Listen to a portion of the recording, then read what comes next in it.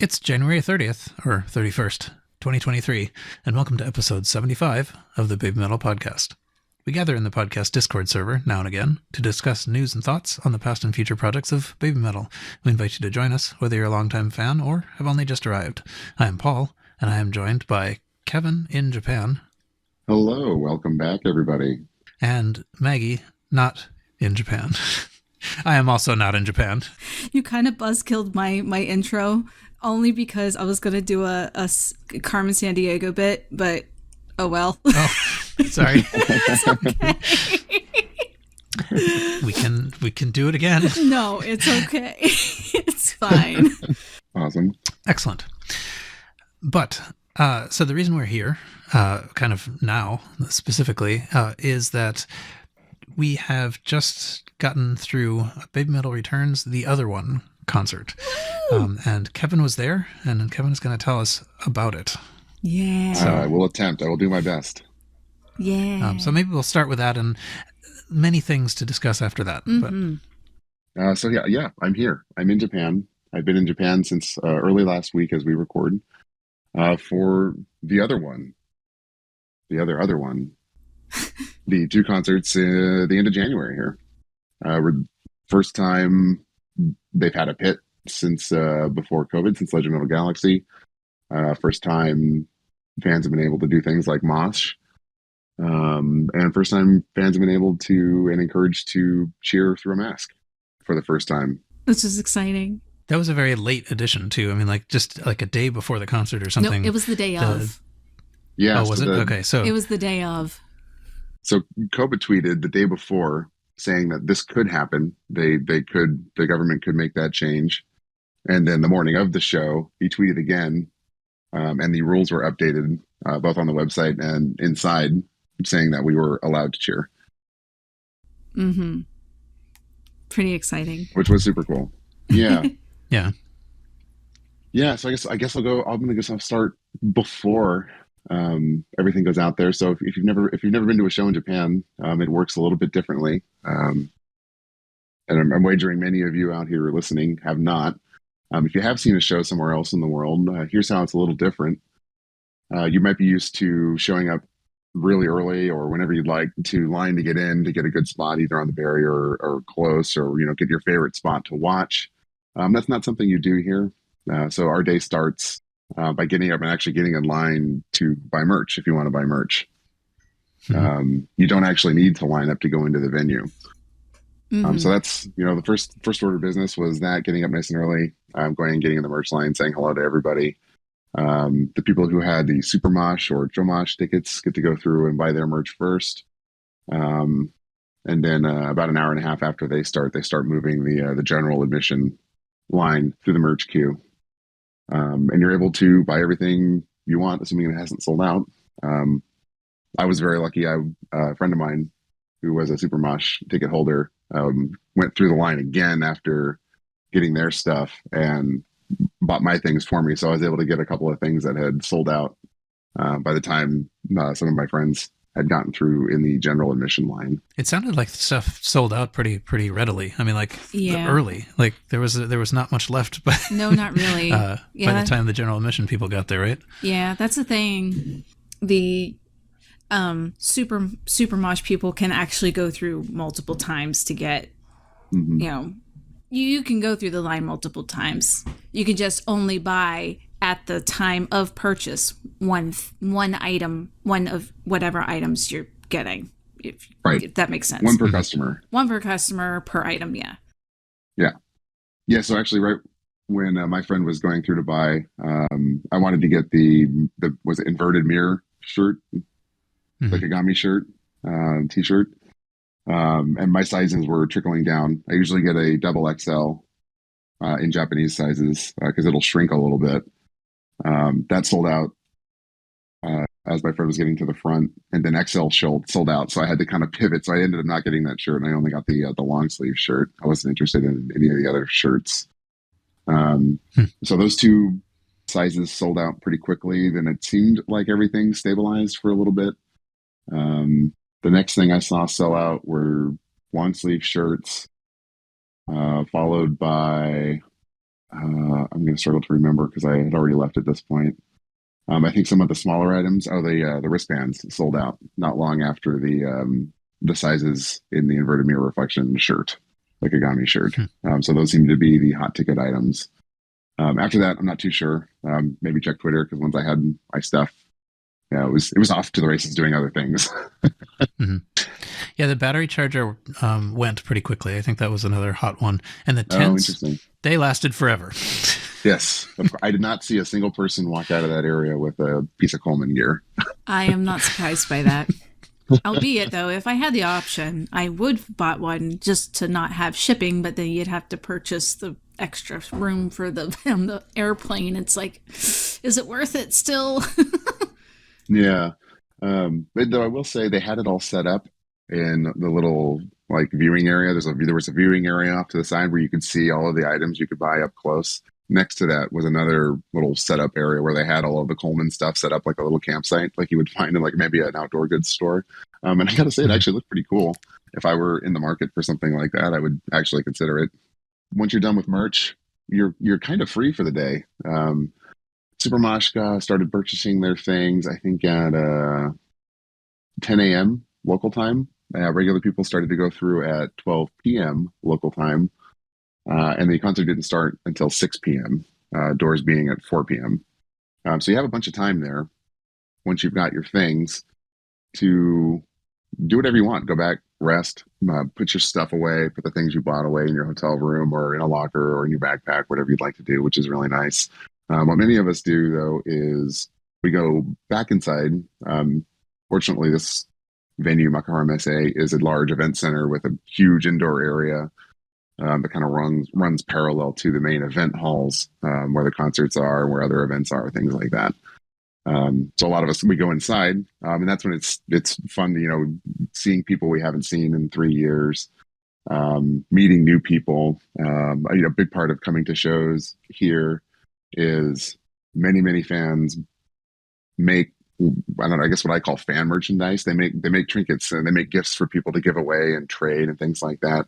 And you see everything from stickers to coasters, handbags. A lot of incredible artists make postcard-sized prints and hand out prints in all kinds of styles.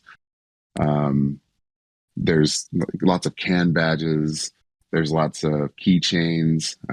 A few people actually go so far as to make things out of metal, like coins. I saw what looked like a Pog Slammer, if you remember those. I didn't manage to get one of those, but I saw it in a photo somebody had posted on Twitter. So all kinds of cool stuff. I made a holographic sticker based on the Disney ride Star Tours, which I was pretty proud of. And then I used Midjourney AI for the art in the middle of it. There's actually been times where people have given out candies with custom covers and stuff on it too.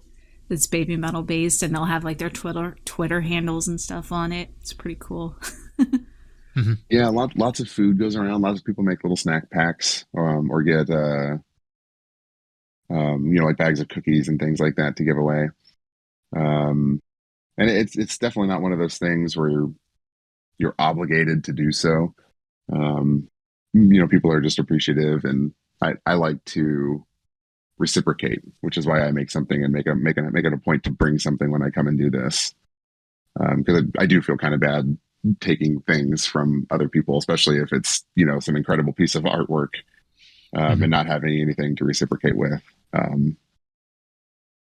So yeah, we do that before the shows, and then kind of go back to the hotel and put all that stuff away, kind of slim down, get rid of the big winter coat because it is pretty cold out here, and kind of get into concert mode. That's the other big difference between coming to a show here versus anywhere else in the world. When you get your ticket, it has a number on it and a letter.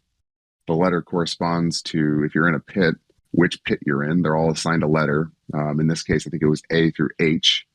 A, B, C, and D were the super mosh pits, the closest pits. And then everything else was out in the middle of nowhere.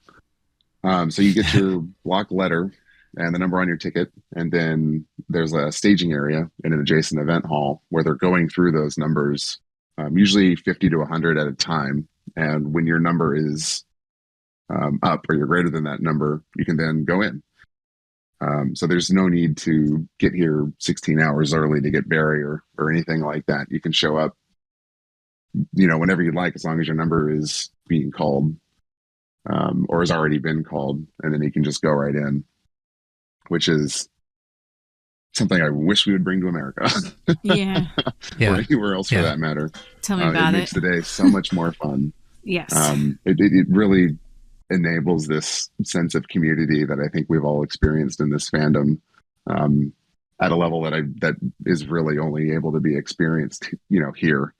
Thousands of people mingling outside this event center, exchanging gifts, saying hello, meeting new people, things like that. It's pretty unique experience.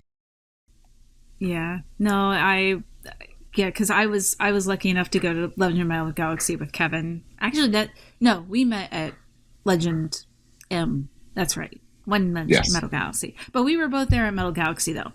But which was actually at the same places as what this concert was, albeit it was in a different hall. And I believe they actually had it spaced out over 2 halls, didn't they, for this show? It looked like it was. I think it was hall 2 and 3, wasn't it? Yeah, it was the same size. It was 2 event halls, but they ended up using 3, 1 for the staging area for the numbers and bag check, and then 2 for the actual concert venue. Okay. But yeah, it is it is definitely it is really cool to go and experience that, and like people that you've seen through Twitter and talked to through Twitter or wherever, Facebook it may have been, and then you go in and you're meeting these people in person, and it's like it's so cool. And it's like you're meeting them halfway around the world, and it's just a fantastic feeling. Yeah, putting name to faces is pretty fun. Yeah, it is pretty cool. And then not even just in Japan, but everybody else coming in from like Europe and South America and Southeast Asia. It's just so neat. It's really, really cool. But yeah, having the numbered system does really make it easy to relax, essentially. Yes. Now, of course, it does kind of, you don't really have a necessary choice in the matter as to where you are, unless you're quote unquote super mosh or, general admission or seats or whatever. If you're super mosh, then you're going to be up close and, you get a decent view. Whereas mosh is kind of like hit or miss depending on what facility you're in. I know for the second night of Metal Galaxy, I was just slightly over to the right of a pole, so I couldn't see the entire stage when Sue was coming up, like up the front on the platform. But when everybody was towards the back, I could see everybody. So it's hit or miss whenever, depending on where you're at. But it's the matter of just being in the moment and being around people and stuff. But that's just my input. Yeah, I guess if you're, if like in the system that I'm familiar with like the U.S. shows, there is at least something you can do. You can get there at like 7 a.m. or something like that, and yes. the reward for your effort is that you get close. Yes. Whereas like at the Japan shows, you basically know, like, I am not going to be close ahead of time, and you don't even need to bother with it. You kind of just accept it and move on and just be happy that you're there. Yeah. I prefer not having the stress of that. Like, I do love being close and experiencing the small venue shows. Those are truly special, but there's something to be said for, I don't know, I guess being at 100% physically going into a concert as opposed to having been outside for double-digit hours. Right. in the elements, Right. Like here, I guess it was cold. I'm thinking of the forum where it was like unbearably hot, Yes. But yeah, it was pretty warm that day. Yes. But it is, I mean, like one thing that is very cool about the community, is just that even for people you haven't met on Twitter, you're already kind of, they're friends you haven't met yet, but like you automatically have this baseline of stuff that you both know, you both know you both like, right? Mm-hmm. Yeah. So, and it's pretty cool. I think the Japanese fans are really, appreciative, and they kind of acknowledge the effort being made by any foreigners to come to these shows, because, they understand that it's a burden both financially and physically to come for some people, halfway around the world. People are traveling up to 20 hours on an airplane to be here in some cases, and I think they really appreciate that. So they're usually pretty welcoming. They'll come up. The more confident ones will come up if they have something to give you and give you something and say thank you for coming, and that kind of thing. So it is, just like Paul mentioned, a pretty great community with a common shared interest that brings everybody together, which is really pretty special. You say we talk about the events. Right. Yeah. Because I think nobody had any idea really what was going to happen. Yeah. So maybe we can talk about the actual show. Let's get into the actual concerts. So my experience was pretty incredible, just right off the bat. And viewer discretion advised for the rest of this. I don't know how well I'll be able to censor my language. That's okay. I can do it in post. Yeah, fair enough. So there was definitely a sense of anticipation I hadn't really felt before. There's maybe at least at this level, waiting for the show to start. So I mentioned the numbers and waiting to go in and things like that. So that's all a really smooth process, and then depending on when you go in, you could be standing inside for up to 2 hours or so waiting for the show to start. So I go through. Foreigners, when you're into the foreign lottery, you can expect to be out in the middle of nowhere in another county to watch these things and not have a great number. That's unfortunately the reality of coming to a show here. Fortunately, every show I've been to here, they've done a great job of covering it with a video screen. So even though you might not be super close to the stage, you'll likely have a 60-foot screen near you that you can look at to see what exactly is going on if you don't have a great view.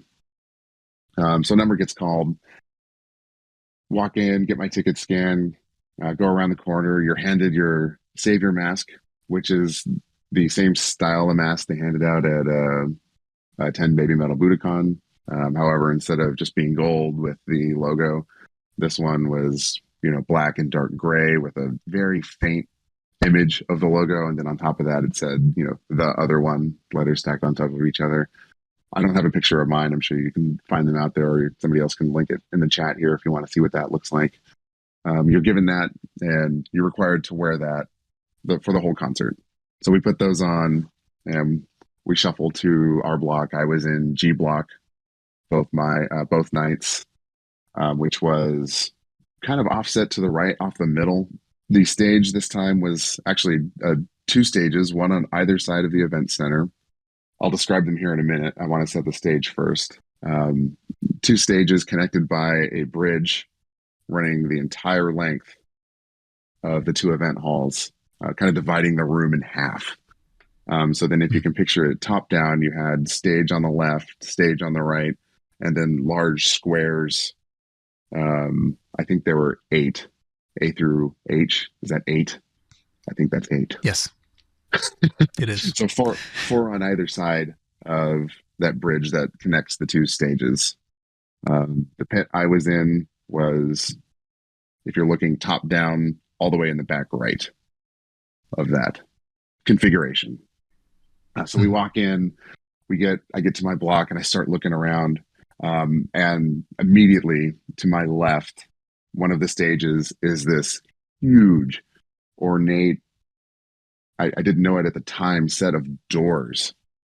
It reminded me a lot of Legend S. They built a physical set for the first time, I think, since Legend S. And I snuck a picture of it that I just put in chat so that you can see it. It looks like big stone with fox heads on it. Yeah, that's thank you, Paul. That's exactly what it looks like.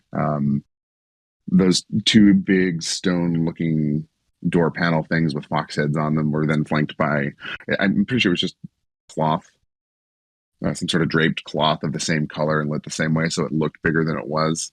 The only physical part, I think, was actually the doors.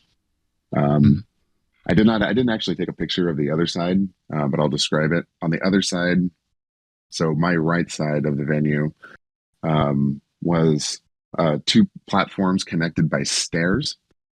They were large half circles. So the first level was the same level as the bridge that connects the two stages.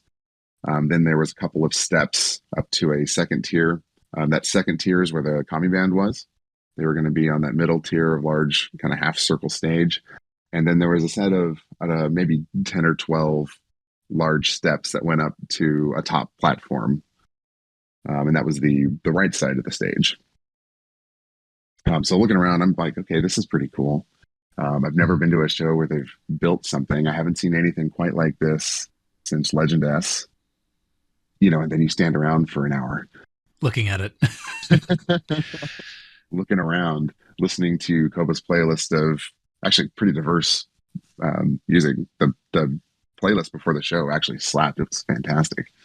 So yeah, you're just kind of standing around waiting, and there was definitely an energy going around because nobody knew what to expect. None of us knew what to expect going into this. We hadn't seen anything since 10 Baby Metal Budokan. We hadn't really seen photos or any hint of anything really other than art where we're trying to like raise the brightness and figure out what's actually going on in 3 years or 2 years, excuse me. So yeah, the crowd was buzzing. One other note I want to make of kind of the pre-show experience was they played Kingslayer, which was pretty funny because the crowd got into it. Uh-huh. Everybody clapped along where appropriate in Kingslayer, and then everybody cheered after Sue's parts, which was pretty funny. It's a funny thing to include in the playlist, yeah. I thought so too. Which, I suppose makes sense, but it was kind of weird. It almost felt like playing a baby metal song before a baby metal show, which they've never done. Yeah. Which feels kind of weird. Well, they still haven't even played it live together yet, so that's probably an anticipatory thing. Yeah. It did kind of occur to me that the theme of Kingslayer, it does feel like it kind of fits into the Metal Kingdom world in a way. Yeah. Sure. Yeah, I agree. So yeah, and they played Sabaton. They played the usual suspects you would expect were in the playlist, so that was pretty fun. And then we get to the show. The music comes to a crescendo. You can always tell the show's about to start because the last couple of songs they raise the volume pretty significantly, enough to notice like, oh, okay, the music just got louder, and it's so they can have that moment where the song ends and the lights cut, and that's exactly what happens. I forget what song was playing, but it was going pretty hard. Ends, lights drop, screaming, cheering. I would say a reserved cheering. What I will say up front, so I don't have to talk about it again, is my experience with everybody being allowed to cheer again was, I don't know, I guess the only way you can describe it is pretty Japanese. Like everybody was pretty hesitant at first. It was mostly just foreigners, and from what I could tell, and then pockets of Japanese friends and fans cheering. It kind of took halfway through the show, I think, for people to really kind of start being like, okay, this is okay. I can do this. I can cheer again. To closer back to normal by the end of the show. That was my experience with people getting used to cheering again. But I went crazy the whole time because I was allowed to. I'm following the rules. I'm doing my thing. So yeah, the lights come down. They opened the show to, was this the opener? I think it was Dance Macabre starts playing. And on the platforms to the right of me, the where the commie band is, hooded figures dressed in white. And this is after a lore video that explains, what the other one is and Baby Metal going to the next stage. Similar messaging to what we've seen before. And these people are holding the keys to the Metalverse, and they start a slow procession down the stage and across the bridge that connects them towards the Fox Gate. And they're holding these huge staffs with kind of circles at the top that are kind of oppose each other. They're like opposing ovals I don't know, it looked like the top of an old key, if that makes sense. Uh-huh. Right. And this took them a solid couple of minutes to walk all the way across, because it's a big venue, and they literally had to walk across the whole double event hall to this other part of the stage at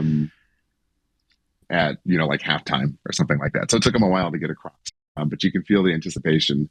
And they did this incredible display of just like lights timed to sound effects and things like that, where it felt like as they were moving across this walkway, lights blasted down from the ceiling, kind of in order from right to left, with a really neat kind of electronic whoa sound going across the building, as if it were charging energy into the Fox Gate.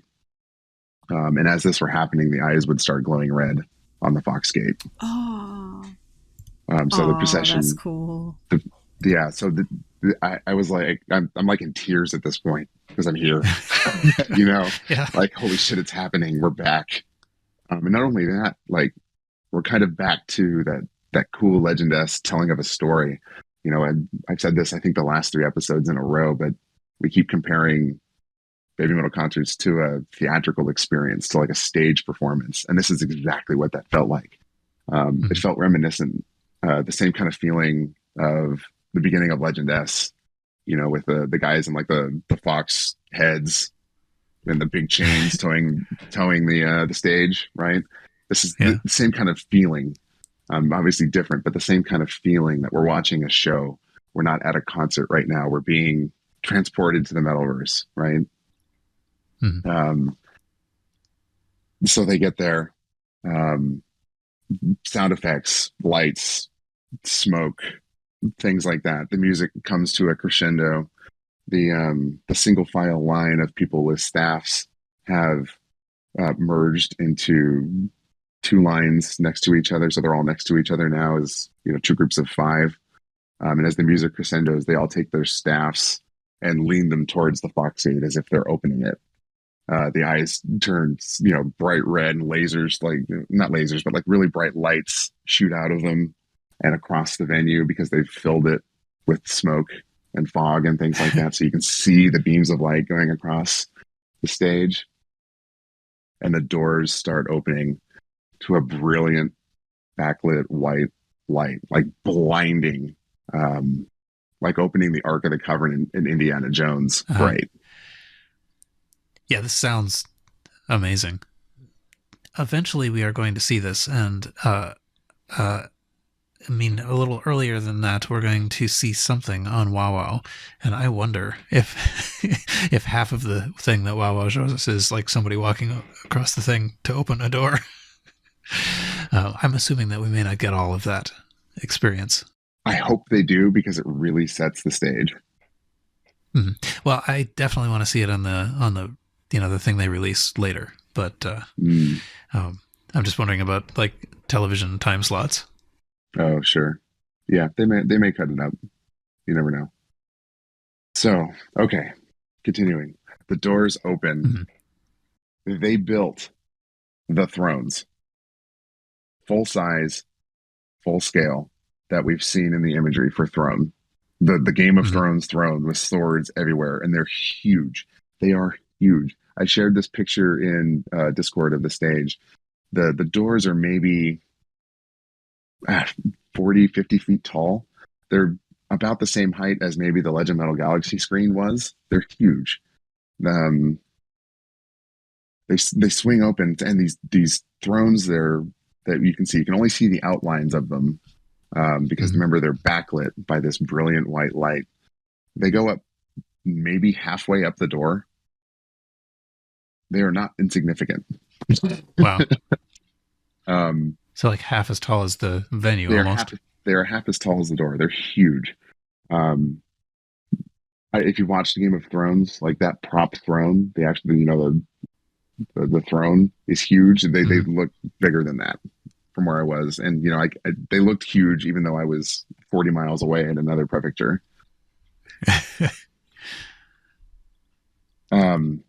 So the first thing I noticed immediately was that there are 3 of them. There are 3 thrones coming at me.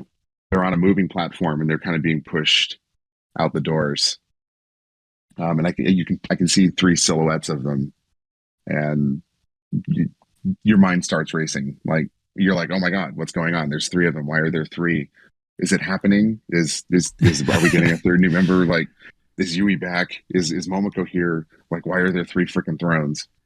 Expo, thank you. He shared a photo of the Natalie Moo folks did a write up with some pro shot photos, and there's a photo of them in the thrones. If you notice, though, in the photo they shared, it's not a very well composed photo because they shot it so you couldn't see the third one. Uh-huh. But yeah, they're huge. Again, the music is at a crescendo at this point. We're not into baby metal music at this point. We're kind of in that pre-hype orchestral dance macabre kind of thing still. On a crescendo and downbeat of that, spotlights so that we could see Sue and Moa sitting in the thrones. And right away they had close-ups on the screens, and their costumes are what Maggie was hoping for.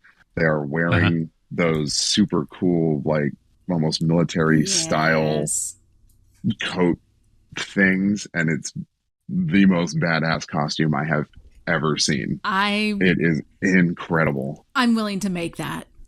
I'm willing to make those, albeit those would probably be more set for like a winter show, but I will definitely at some point in time make it, like at some point.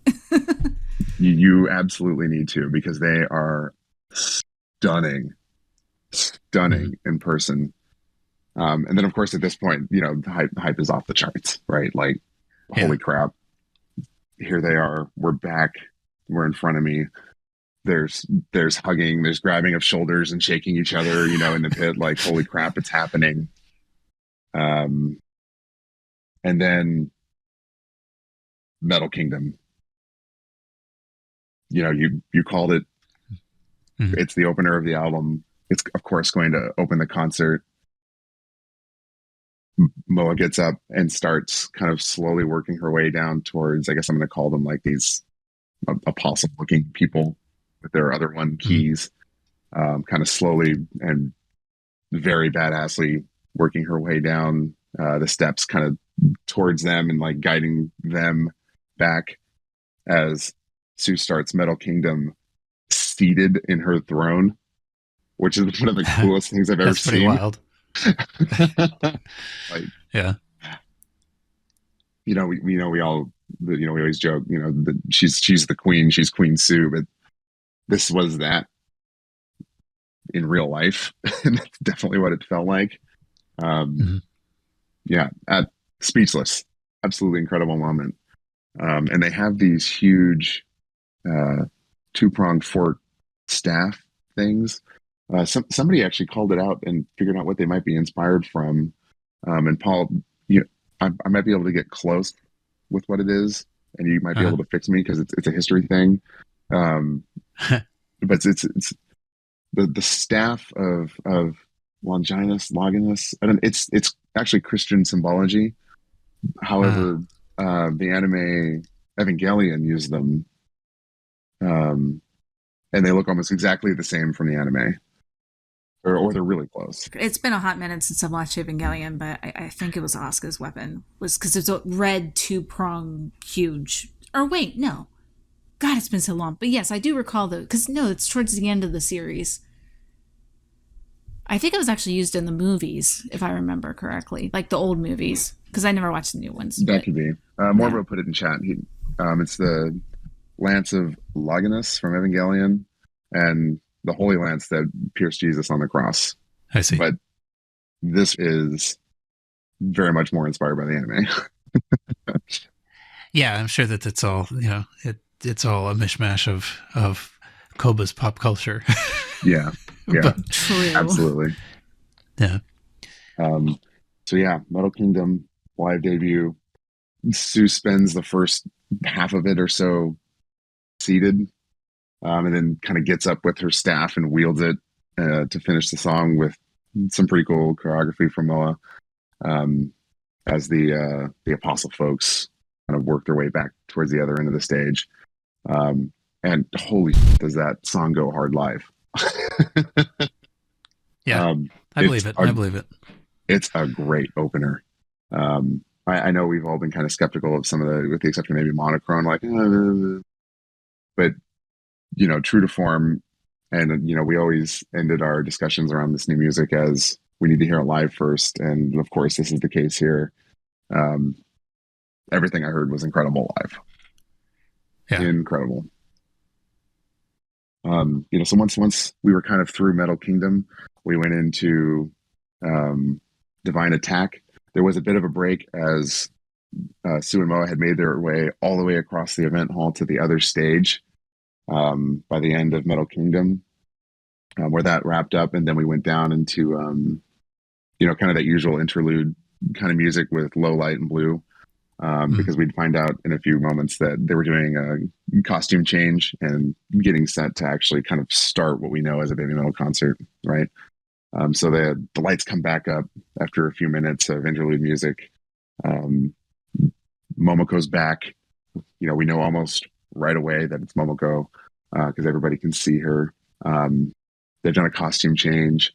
They've lost the cool cavalry looking military outfit, and they're back into, I didn't get to see very close up, and I'm not a super huge, costume detail person, but they looked exactly the same as the 10 Baby Metal Budokan costumes to me.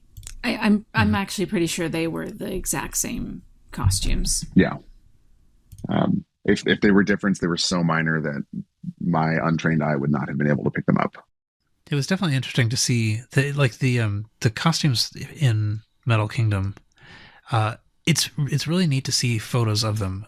Like the photo cards that we saw before, I'm not even entirely sure that they weren't, artistic renditions of costumes before. So it's really interesting to see them in actual, draped cloth.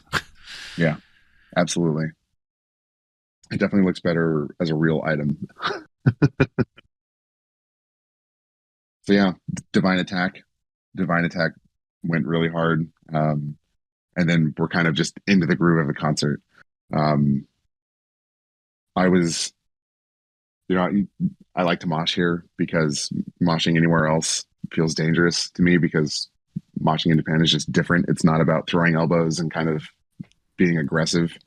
It's there's a little bit of, body contact because that's what like a wall of death is, but it's a circle pit. You're running in circles and having fun with all of your friends, not trying to hurt each other. So kind of halfway through Divine Attack, I dove back into the pit and started moshing, which I think might have been a mistake. and only because this set list has almost no breaks. So just to give you kind of the first little bit here, we went from Metal Kingdom to Divine Attack, straight into Distortion, Papaya, Gimme Chocolate, Megitsune. That was kind of the first third of the concert. Maybe not quite a half, almost half the concert were those songs. And if you're in the pit, those are all very interactive and very fast and lots of running. We're wearing 2 masks too, which was also a barrier or made it a little bit more difficult. So I was actually getting pretty winded. For the first time in my life going to these concerts, I'm in pretty good shape. I don't want to toot my own horn here, but I usually run about 10 miles a week at a reasonable pace, and I was pretty gassed after Distortion. And I still had Papaya give me song 3, and Megan and say to go. So it was quite tiring. I looked at my watch after the show, and I started a workout actually in the middle of the Divine Attack, and I ended up, my watch says I burned like 1,300 calories or something like that. Yeah, good Christmas. Yeah. So yeah, there's to talk about the stage a little bit more now that we're kind of into the regular concert part. It's the familiar moving stage that we've seen them use at Legend Metal Galaxy, at the Forum, Legend M, that kind of drives up and down the track that connects the 2 big stages on either end, so it could move and go up and down and things like that. Sparks flew through the bottom and raised them up in the middle, as I guess as is tradition now for Papaya when they have that stage. Right. I will say they did a really good job of keeping them mobile and not parking them behind poles for too long. Like I never felt like I had a bad view and I was in a bad pit, if that makes sense. They did a great job driving them to one end so those people could get a good view, driving them to the middle, stopping them at like halfway between the end and the middle, at like the third, so those people could get a good view. And it was very mobile. It never stayed in the stage, never stayed in one place for very long, which was fantastic. So I'd like to think that that's a kind of an evolution and giving people a better opportunity to see what's going on. Yeah, that's pretty cool. Yeah. I noticed that there are a couple of shots from above, which you might have seen on screens, of the surface of the stage, and it looked like it was kind of like it was sort of the stylized O that they're using for the other one or just the one later. So from what I could tell, it was an LED screen that they were dancing on. That they would. Okay, so it changed. So it changed, but they did use the like italicized O quite often. Mm-hmm. As part of that. Okay, so let's get to, I guess, the next chunk of concert, because it suddenly will get very interesting. Yeah, right now it will get very interesting. Right now it will get very interesting. So, Make It ends, lights go down, music starts playing. Music I can't... Maybe this might have been the Dance Macabre part. Now I don't remember. They definitely played Dance Macabre as part of this. But anyways, music starts playing. And you can kind of tell at this point it's been 6 songs. We're going to get a video. We're going to get some more because they need a break. We need a break, or we're all going to pass out. And the first thing that comes up on screen after, and there's narration that I don't remember that went along with all of this, is we are entering the Metalverse of madness. If you are a Marvel fan, they just straight up copied Marvel Doctor Strange in the Multiverse of Madness, one for one. Baby Metal Returns, the other one in the Metalverse of Madness. I put his picture, I snuck a photo of it on the second day because I had to, just so you could understand that they literally one for one copied this thing from Marvel. And I got to think if they're anywhere else, like it's so good that I don't know, there would have to be a copyright problem. Yeah. So they talk about how we're going to, enter the Metalverse. And just to summarize kind of the vibe I got from the narration was that if you're familiar with like Marvel What If and like the whole multiverse thing that Marvel's currently doing, it's basically, the characters, seeing them in different contexts, like there's an infinite number of versions of yourself out there. What are they getting up to in the galaxy? And in the Marvel universe, there are people who can travel the multiverse and go between these different dimensions and things like that. So that's the thing. I mean, I'm going to share another photo here because I had to do this. They even stole the VFX when we were at the end of the narration in the Marvel movies. Like Doctor Strange and the sorcerers, they use what's called a sling ring to open these portals that lets them teleport. Kind of anywhere they can see or imagine. They use the same VFX from the movies to kind of teleport us into the Metalverse. So it's the Marvel logo, but it doesn't say Marvel. It says Baby Metal. Baby Metal Returns, the other one in the Multiverse of Madness. They literally just copied it. They are pushing their luck. Yeah. Well, I mean, it's a knowing nod. I mean, it's not, they're not trying to pull one on us. They assume everybody kind of recognizes what they're doing. It's the same idea as when they used to reference Star Wars all the time. It's the same thing. But this I would say, is much more overt. And I would say it's actually the same kind of thing as, like IDZ stealing from the like drug campaign ads. It's like the stuff you see around you, we're just going to mishmash into this, into the lore and the songs, Yeah, absolutely. It's very cool though. Very funny. It was very cool. Very funny. One other note I want to make about this section is while they were talking about this, they went through each kind of part of the Metalverse, and it's all the themes we know: throne, was it coffin, smoke, all of these things, and it's the Western narrator, going coffin, smoke, mirror. And then almost everybody around me started laughing because they, it's so dramatic. These one syllable words: throne, smoke, inverted mirror reflection. I wonder how many takes it took for the guy to make it through without cracking up. It felt so out of place. It was hysterical. I laughed both nights. Everybody around me chuckled both nights. It was just so out of place. It was really funny. So anyways, we get through this lore video and we're like, okay, cool. What the heck's going to happen now? And the beginning of Doki Doki Morning starts playing.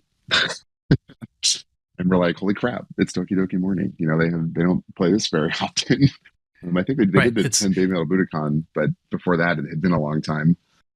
Yeah, and I think it's their first song. It's I had thought it had been abandoned, and it was sort of like a special thing when it showed up in 10 BABYMETAL Budokan. Yeah, so exactly. Very surprising to hear it in the set list. Super surprising, and everybody got super excited because who doesn't love that song? It's a great song. It's kind of, if I could describe BABYMETAL in one song, it's that one. I don't think it's Gimme Chocolate. I think it's this one. I think it embodies everything of what BABYMETAL started as. That kind of perfect fusion between hyper cute pop and metal. Anyways, yeah, we're just like, holy crap, here they go. They're on the right side. They're on the same mobile platform stage that they've been on the whole time. It's parked on the right side of the stage near the Kami band, and they're just performing the song. And everybody's, jumping and participating. And then after the first chorus, they're still singing, they're still performing, but the spotlights on them immediately drop. And then to my left, you can see spotlights come up in the same moment. And my first thought was, holy crap, how did they just do that? They just teleported across the whole venue. It was like the Forum. You remember the beginning of the Forum, and they used the lights to kind of like teleport themselves forward from the stage? Yes, that was a cool moment. Very, very effective. Yeah, so same effect, but they went like 300 feet across the building. Right, in an instant. And I'm like, what the just happened? How did they do that? And then it happens again. Those spotlights drop and they come back up, and they're there. And I can tell it's them. It wasn't until they did this effect the second time, and I'm looking a little closer, because they left the lights on a little longer. They kind of did the back and forth with the lights, and then they left the spotlights on, and the stages started kind of driving towards each other. It wasn't then until I noticed it was a completely different set of people performing Doki Doki Morning to my left that were opposing Sumo and Momoko. Mm-hmm. And then I'm looking even closer, and I'm second guessing myself, because we were having a conversation about this kind of amongst us before the show started, about just wild speculation, just killing time, having fun, letting our minds wander on what BABYMETAL is going to do. And we were talking about how they're going to end and like young SG girls are going to take over or something like that.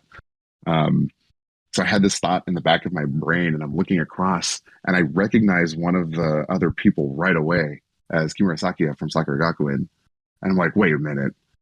And I'm second guessing myself, because am I seeing this? Is she actually here performing this? Or am I seeing what I want to see because somebody put that thought in my head an hour ago? I literally could not believe what I was seeing. And they didn't really give us good shots of them on the screen, or if they did, I was so entranced trying to figure out what was going on by looking at them physically that I didn't notice that if they put them on screens or not the first night. And I'm just, my mind is like, what is going on? I can't tell what's happening. But it's very obvious, at least to me, the imagery that they're going for is, this is BABYMETAL, a multiverse or metalverse version of your younger selves. And I immediately thought that this is like their mirror image, right? Because they've been throwing these words at us for the last year. That, okay, maybe this is mirror. Like they're literally mirroring a younger version of themselves from the multiverse, which was absolutely incredible and, honest to God, genius. It Like is we that, were talking yeah. about when 10 Baby Metal Budokan happened, you know, how they could do old songs again. And then they pull out Onedai Sasaksun with Moa, like, you know, teaching younger girls what that song is and how to do the things in that song, right? Mhm. And that kind of that makes the childish stuff work. It allows them to be adults, but kind of play that older stuff that might be a little weird for them to just play at a concert, if that makes sense. Mhm. Yeah, Yeah. sure. So yeah, incredible. I'm gonna just kind of blend both nights here. So on the second night, now that I knew what to look for, and we had identified all three. Um, Not long after the show, you know, I had already identified Zakia, and I was pretty confident that she was playing Yui. Sue was being played by Miko Takada, another former Sakuragakuin graduate, great singing voice. And then a Chow girl was playing Moa. Yeah, I think it's Kato Kokona. Yeah.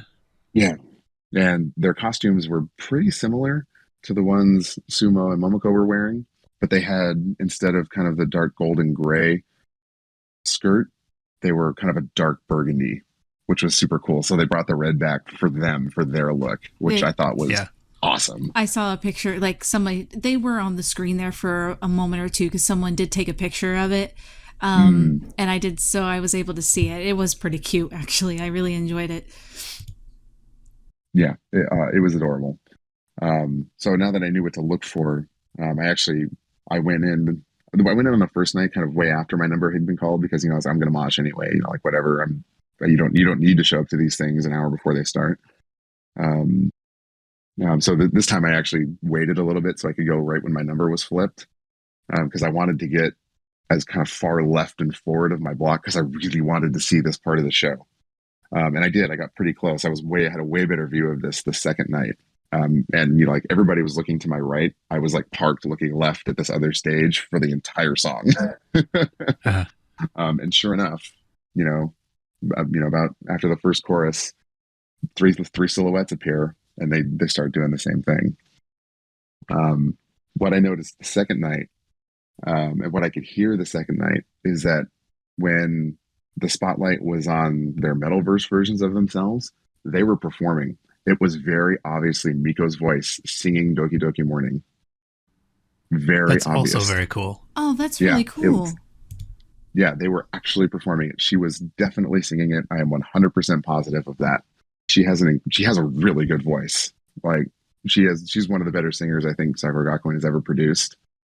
She's up there. You know, she doesn't have like the power and projection that Sue does, but still very nice voice. So, and now that I've heard that, I was like, okay, that makes perfect sense why they had her play Sue. Like, if they were going to use Amuse Kids, she's the one. Uh-huh. I mean, you know, she has the look too. She definitely has the look of kind of a younger Sue. So yeah, that was incredible. I didn't want that part to end. The second night, because I was watching it, I didn't get to see any of these girls perform live in Sakura Gakuin because they were in it for most of Corona. So, you know, it was a big moment for me because I finally got to see Miko and Sakia perform live. So I was just an emotional wreck watching this, especially once I heard that Miko was actually singing it. I was just like, oh my God, this is incredible. This is the best concert I've ever been to. So yeah, Doki Doki Morning. What an incredible way to continue to play that song.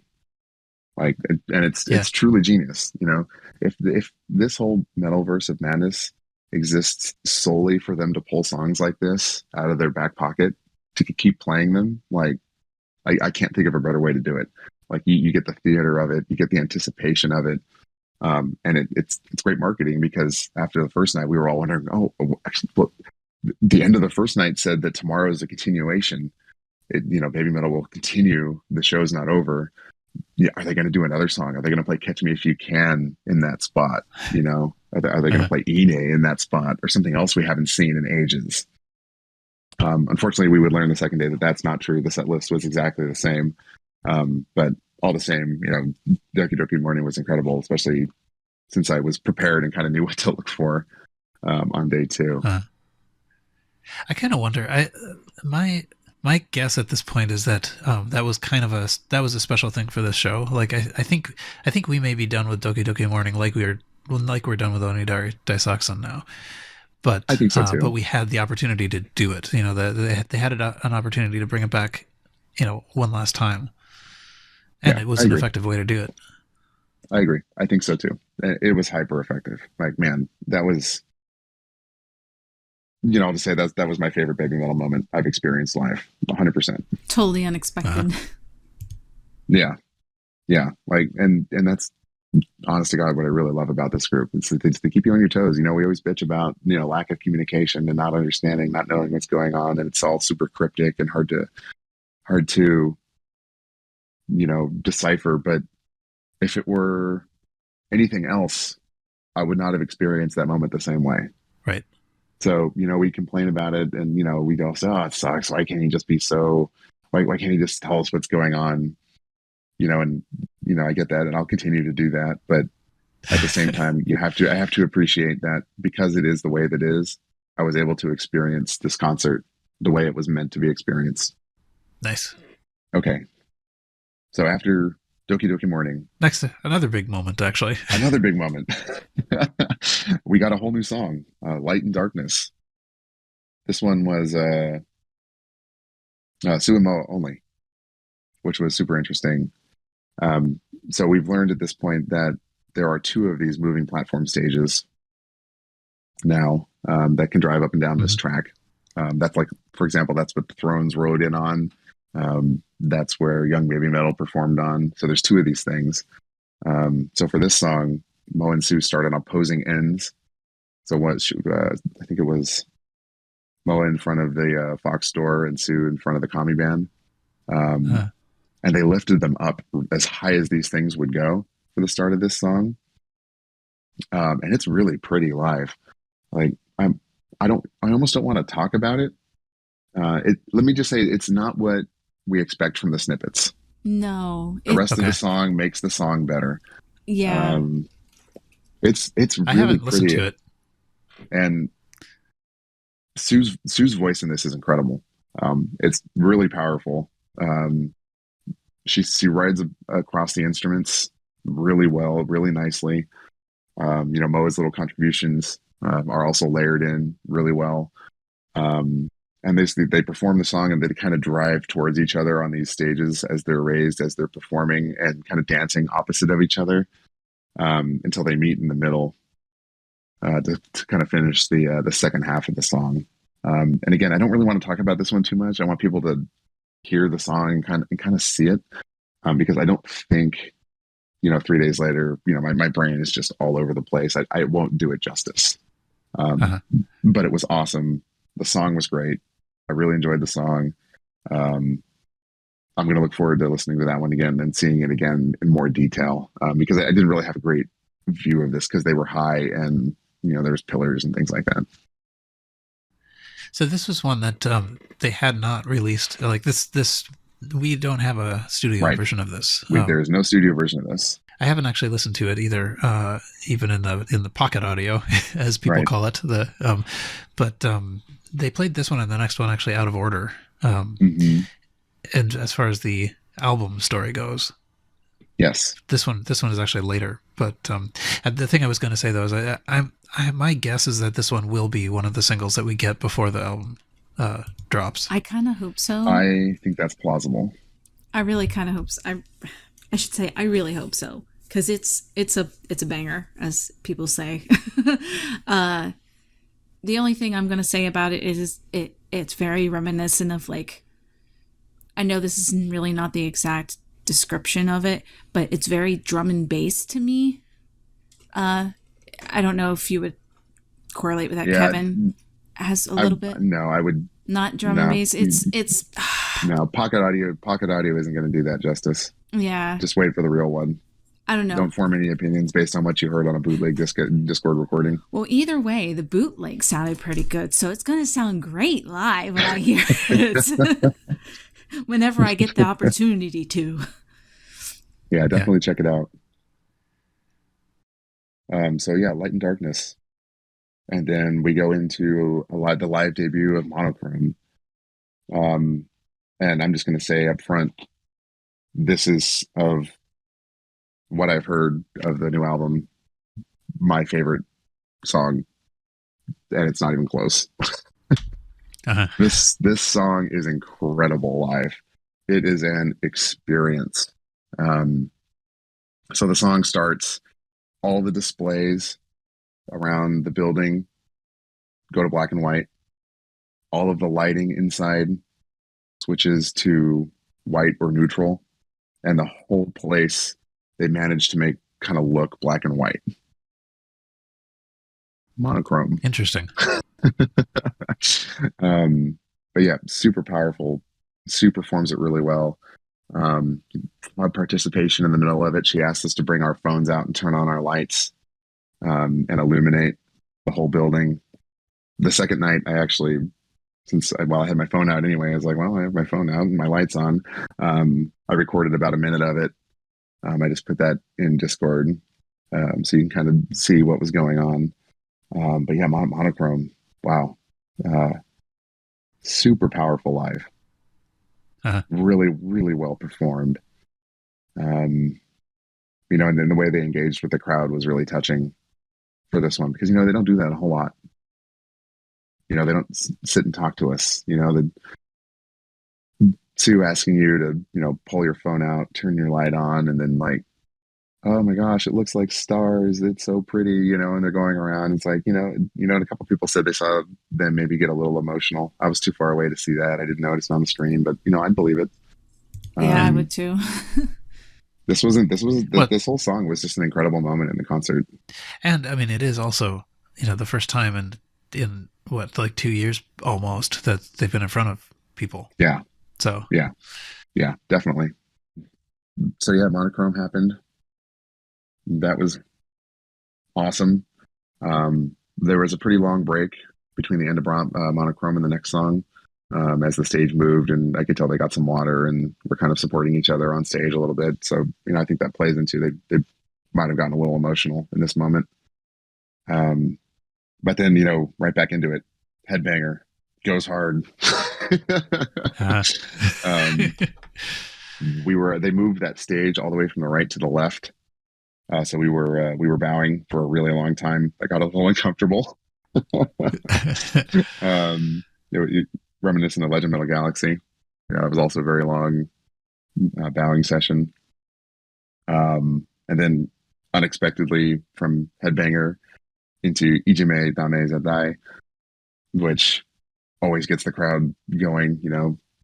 The second time in a row I've managed to experience it at a concert here in Japan, so I feel incredibly lucky for that. But the sense I get is that people never expect this one to come up anymore, so when it does, people get extra hyped, extra excited, and extra motivated for it.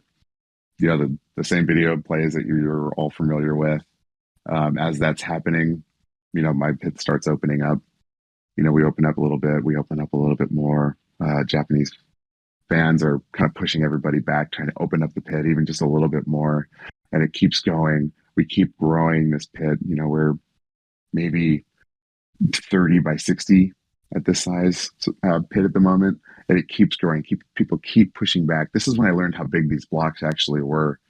We had opened up so much, another smaller pit had formed in our block, and we started to merge with that pit until we got, to Sue's first notes of the song, doo doo doo. And by this point, I'm standing on the edge of by far the biggest wall of death I have ever seen. The biggest pit. This is the biggest pit I have ever been a part of. I've never been nervous to mosh or do a wall of death here. I was actually a little nervous for everybody because it was huge. That's what there was maybe enough room along the perimeter of the block for 3 people deep. That's how compressed we were.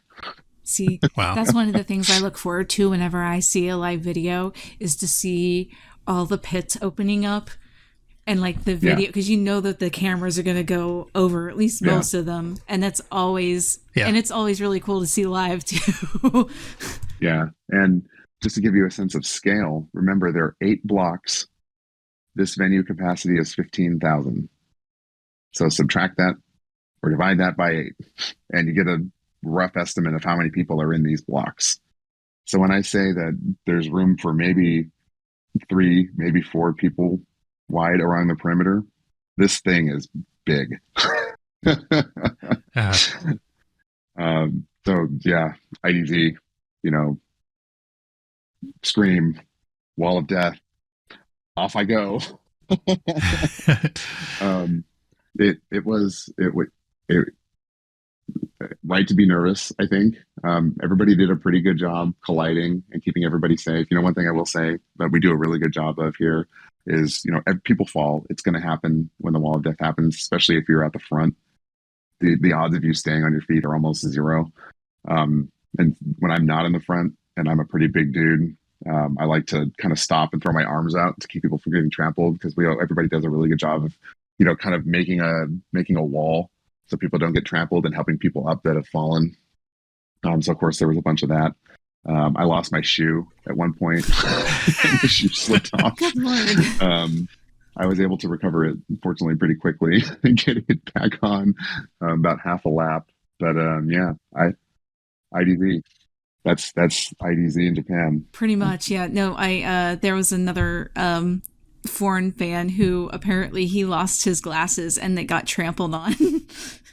He has to get new glasses. I learned that lesson. Yeah, I learned that lesson. That's the risk. I learned that lesson at was it The Sun Also Rises? It was going to be Legend Y, but we can't because Yui's not here. Show in 2019. My glasses fell off my head in rotor resistance and got trampled, and I had to go figure out how to get glasses here in Japan. So now I always travel with a glasses strap. Yeah. When I go to shows and wear that, so that can't happen. Yeah, that's a good idea. So if you're gonna mosh, if you're a glasses wearer and you mosh, I highly recommend you get a lightweight strap for your glasses so that can't happen, because it's no fun trying to figure out how to get your prescription from another country to you while you can't see, and then figuring out how you can get glasses in another country where you don't speak the language very well.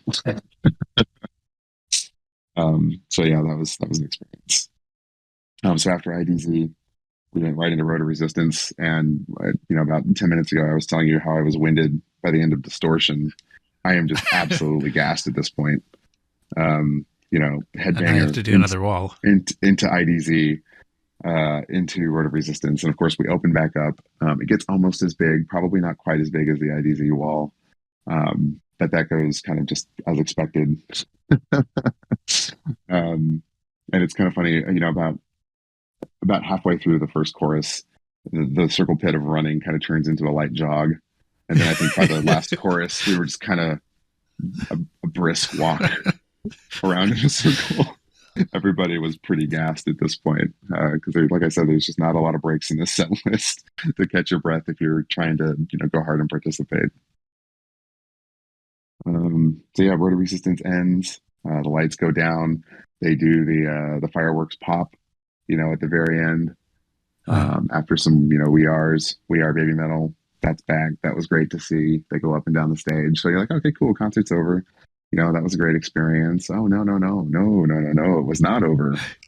They did the classic false ending, where they shoot the fireworks, but the lights stay down. And then it's silent. It's not over because the lights haven't come up, right? So you start the BABYMETAL and the clapping chant, right, to get them back. This was a pretty long break. It felt like 10 minutes. I'm sure it wasn't 10 minutes, but it felt like a pretty long break. And we got the premiere of The Legend, which was Sue and Moa only again. They started at the right side and kind of moved up and down on the track for this song. I kind of have. I'm not so sure about this. Is the only song I'm not so sure about yet. It's really pretty. It definitely feels almost more like it takes the spot of the one in tone and style musically. I can't describe how I feel about it other than that I'm not sure yet. I need to hear it more. My favorite part of it is it gets heavier, and the comedy band comes in kind of in the middle for the second chorus, and there's a pretty great guitar solo in the middle of it. I loved that part. And it's kind of the flanking ends of the middle of the song that I wasn't too sure about. But again, of course, performed really well, and everybody's like exhausted and tired and just emotional. Like what has just happened? We're all at the end of this incredible performance, and listening to a new song for the first time. So still a really special moment. Yep. So the legend ends. The lights go dark again. They've gone from the right side of the stage all the way to the left where the doors are, and back. I should mention they added the capes they were using for the one. They had like the gold cape that they kind of bolt on to their costume. They have been in the last few years for the one. So they bolted those on for this performance of the legend and for the end. So the song ends, the lights go down, lights come back in a brief crescendo. It's no longer the legend music. It's some other interlude of music. And Sue and Mo are at the base of those steps I described at the beginning. Remember, there's like a 3-tiered stage on the right with a few steps, and then the commie band, and then a set of like 12 stairs. So they're on the commie band level, looking up this staircase. As the lore music is playing, they're slowly working their way up it, and the edges of the stairs are lined with red LED strips that go the width of the building. So as they're climbing the stairs, in time with the music, the steps are illuminating, right? As they're getting ready to go up. And then as they start climbing the stairs, 2 brilliant spotlights come down and illuminate 2 coffins on, kind of right in front of them. And as Sue and Mo go up the stairs, they kind of take their place in front of the coffin, and the messaging, once the music ends and the lights go down, they're departing, they're going into the metalverse, right? That's the whole thing. This is, I guess, they travel via coffin. It's not a phone booth for Baby Metal, it's a coffin, right? They've used this, right. All kinds of things. They boarded a coffin to come to America for the first time. It's coffin air, I guess. Their typical imagery of traveling. Yeah, exactly. But they're the clear coffin that we've seen, graphics of. And then lore video plays. Baby Metal is traversing the metaverse for a new type of metal. A new metal will be born. They say this on night 1. And then they end, with the show will continue tomorrow or something to that effect, which is what gives us the impression there could be something different tomorrow. So the show is exactly the same on day 2. Everything is going according to plan. I get to see Gaku members perform Doki Doki Morning. That destroys me. Monochrome destroys me again. I have a little bit more energy for Headbanger, IDZ, and Road of Resistance because I spent the first kind of half watching up in the front so I could see Doki Doki Morning really well. I wasn't moshing. So the legend ends. Same exact thing. The lights come up. Sue, Moa, stairs, commie band. They ascend the staircase. 2 coffins. They stand in front of their coffins. Music crescendos. 3rd spotlight between the 2 coffins that were already there. A 3rd coffin dramatically rises from the stage in between Sue and Moa, who have boarded their coffins at this point. A 3rd figure appears in front of that coffin, facing away from everybody. Concert ends. Yeah. No. Yeah. Very, very well constructed. Very, very effective. The absolute pain. Lore video plays. Fox Day. A new metal will be born. Concerts. In Yokohama, Pia Arena, MM. Mm-hmm. I am screaming. Oh, I can imagine. I completely lost myself. Oh, I'm quite sure. As soon as that coffin started raising, everybody around me, we were jumping, we were screaming at the top of our lungs, we were pointing at each other, we were hugging each other. jumping up and down. I have never felt like this. Like, oh my God, it's happening. It's crazy. It's crazy to think. I'm hoarse today on this recording because of the screaming from this moment. It's something we've been wondering about for years. We're finally moving on. We're closing that chapter, and of course that's sad that we're closing that part, but it's incredibly exciting that we're opening a whole new chapter. Part of the lore video Yes. at the end, they go through all of the different album covers. Like they're not but it starts, red, gold, galaxy, the other one, and then kind of a new outline with a cool red. There's no mention of being like reborn. It's all looking forward. It's a new metal will be born. Mm-hmm. Baby metal will continue. It is their destiny. Very, very reaffirming messaging in this part of the video about kind of the future of baby metal. I think, maybe, I don't know, maybe he got a sense that people weren't sure, but it was very clear that he probably wanted the message to be that, oh no, we're not done. Yeah. We're moving forward. A new metal will be born. A new metal. Though I would say that he encouraged the apocalyptic view. Absolutely. But and this goes back to what I was saying about, we always complain about, the messaging, the marketing, the lack of communication. And this is one of those moments, right? Mm-hmm. That you wouldn't have were it not for all of that stuff. Exactly. Mm-hmm. It would not have hit differently. And I know some people are going to say, well, I wasn't there, that's not fair. But, you can say that for about a lot of things in life. And that's just the reality of the entertainment industry, right? Mm-hmm. I would much rather have a once-in-a-lifetime opportunity to do this kind of thing and put up with all the other crap to be able to have a chance to experience something like this. Exactly. Because it would not have hit the same. Like, I'm still emotional. It still gets me emotional thinking about it. And then, what a way to end, right?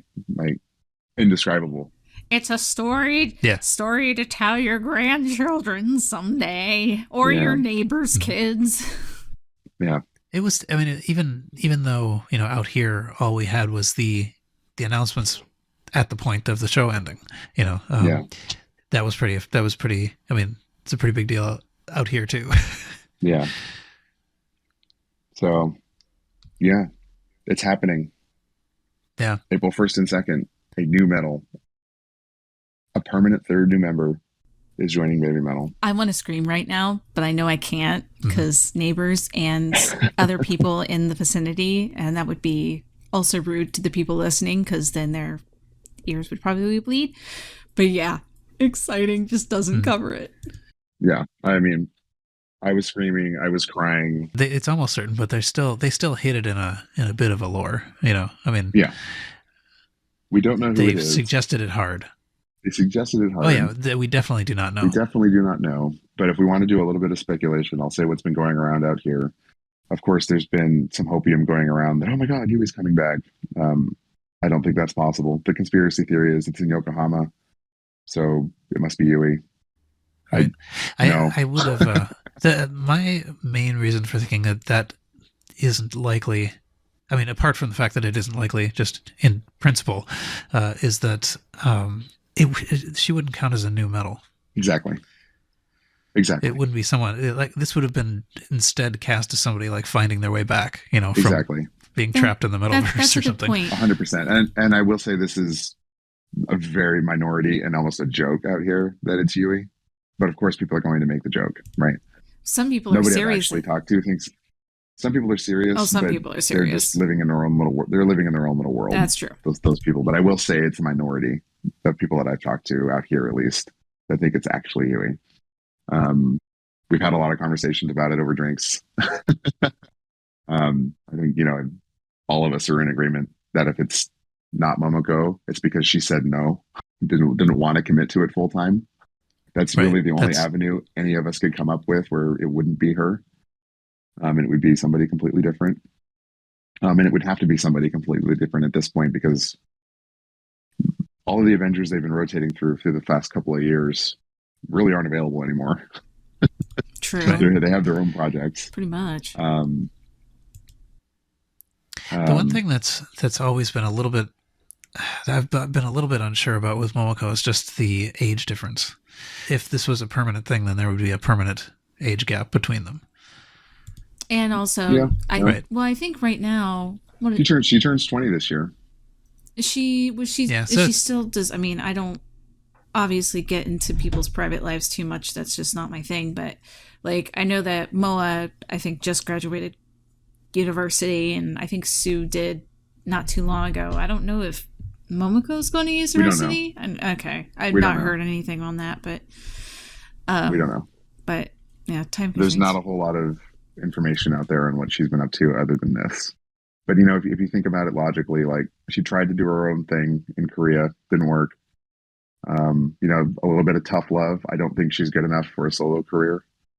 Just not quite there. So this would make a lot of sense. This would be a huge career move for her. So I don't see her saying no to it, but you never know. It is a huge decision and a big ass commitment, right? That is a huge You're joining one of the biggest commitment. groups in the world. It's a big deal. It's a big deal. I think the main thing is just that she can't, say she can't. If she's doing it, then she's going to be doing it for a while, and the way this thing works, nothing else. It's one of those forks in your life. It's a huge decision for her. So that's the consensus among fans out here, is that if it's not her, it's because it was not something she wanted to commit to full time. Yeah. But on the other hand, none of us can think of any good reason why she wouldn't want to. She is one of the, she's a Sakuragaku member who, said on multiple occasions throughout her time there that she wanted to join the heavy metal music club. This was kind of a dream thing for her at one point in her life. That's not to say it still is. We don't know. She's also been the only Avenger we've seen for the last 3 years. Right. Yeah, true. So she's definitely earned it. She definitely fits. I think she's a great fit for the group. I really hope to God it's her. I can't say with 100% certainty, but I think it's 95%. Yeah, and I would be fairly happy with that. I think that it would have been weird had it been immediate, but now there's enough of a history that I think it works. Exactly. SD Metal asked if there's no social media. No, she's not on social media. We had a conversation about, does she have an Amuse profile? Because she left Amuse to go do the Korea or before she went to do the Korea thing. So she wasn't an Amuse artist. And she's not listed as a Muse artist currently, but neither are Sue and Moa. Right. It's just Baby Metal. So that's not really a good tell of whether or not it's her or not either. So, right. And also, I don't think Riho ever was she? No, she was never part of a Muse at all. No, right. So she was able to be an Avenger while not being in a Muse. Right. Right. Which is to say, when you're speculating about who this person could be, I would think a Muse would want to sign them. They're not going to let somebody freelance their way into the group officially, right? Yeah, probably at that point. There's going to be paperwork and a contract. Yeah. So I brought that up really just to say that you can't take the lack of an Amuse profile as evidence that it's not her, because Sue and Moa don't have them either. Right. And for all we know, she's had one for a couple of years at this point as like the full-time Avenger. There's no way to know. So the other one, that's a wrap. I will definitely be returning in April. Oh, great. Yeah. So, I mean, I guess we have kind of hit the end of the time that we have. But the things that were announced, just to quickly run them down, and maybe we'll talk more about them later. But there's another concert, Baby Metal Begins, the other one, which is Saturday, April 1st and Sunday, April 2nd in Yokohama. We've mentioned it before. Yes. But they seem to be naming these after Batman movies. Now we had Baby Metal Returns and followed by Baby Metal Begins, and I'm hoping the next one after that will be Baby Metal and Robin. But that's where that joke was coming from. Okay, it didn't click when you first talked about it before. I'm like, but okay, all right, cool. Yes, get it. A little slow on the uptake. It's all. But the other big thing is that the one is back. So the other one is over. The one is back. and so in fact, actually, it's possible to buy into it, and they have 2 shirts as the one items this time. But one thing that is very weird about this, so it's like the one you remember. We'll talk more about it probably in the next episode. But the one thing that's really weird about this is that the one items are the other one exclusive. So you can't join the one if you weren't already in the other one. Well, I think not yet. Well, not yet. They will. They usually did. Not in time for the tickets for the concert. No. No. So here, let me explain this, because I've done this like a million times already in the last 24 hours. What if you bought the black box? You're eligible for the pre-sale for the one shirt 2023, which you can buy as of right now if you have a black box code. Sometime in April, the one shirt will release for everybody to buy, so everybody can rejoin the one. It's only releasing now because the show is in April. The lottery is actually already open for Super Mosh. You need your one code for that, which was digitally distributed for the first time, which +1, awesome. I love that I don't have to scratch a thing off a piece of plastic anymore to get my code. Amen. So that you can enter these lotteries. Now, to enter these lotteries, you need to have a Japanese residence and phone number, which isn't going to apply to hardly anybody outside of Japan who can't buy this shirt anyway. Yeah. So even if you had the shirt, you're not missing anything. You'll have a chance at the foreign application lottery, which won't require the shirt, that will be coming at a later date. So not to fear, you will still be able to join the one. You'll still be able to apply for a ticket for this concert. It's not doom and gloom. Exactly. However, but no matter who you are, like if you happen to be in Japan and could have gone on the VIP one for the upcoming concert, the black box is sold out. So like you couldn't choose to become a member late. It's just like closed to you. But so that's the thing that's kind of weird, is that after it's too late, there is actually a real big thing that comes with having had the black box, particularly if you're in Japan. So surprising, but anyways, anyway. I have a hard stop. I have to take off. I have plans. Yep, and I think we probably I also should probably quit. So let's leave this episode basically with the description of the concert, and we'll talk a little more later about the other things, maybe without Kevin. Thank you, Kevin, for making this possible to actually talk us through this. Thank you so much. Yeah, we appreciate it. Absolutely.